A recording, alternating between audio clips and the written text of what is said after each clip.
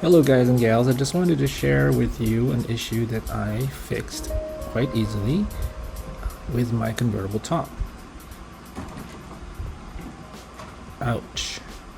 As you can see, when I open my top, the lid slams back really hard during that operation, causing the whole car to judder, and it feels like a motorcycle just rear-ended me.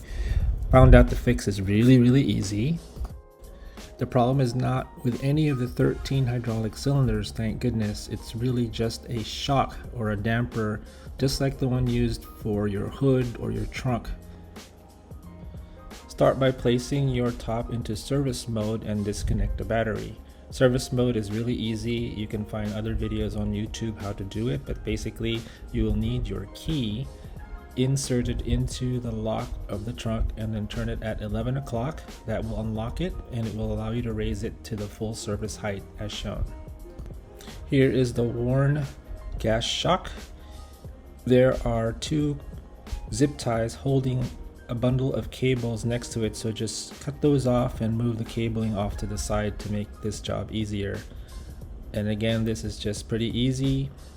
Just maybe use a screwdriver to pop both ends off. Of course, one is up top and one is at the bottom, and you just pull it right through.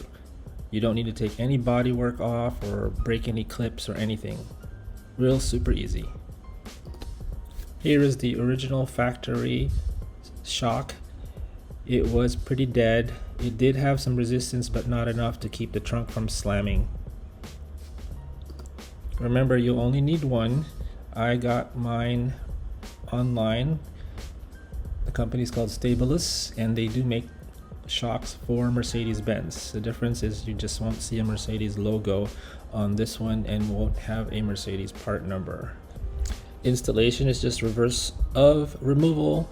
I did add some lubricant on both sockets to make it easier to pop in. You will need some strong fingers because the shock is going to be a few millimeters taller than the original one, and you will need some force to push it down to get it locked into place. Don't forget to return the cable that you moved away and put some zip ties back on there. It's very important that you do that.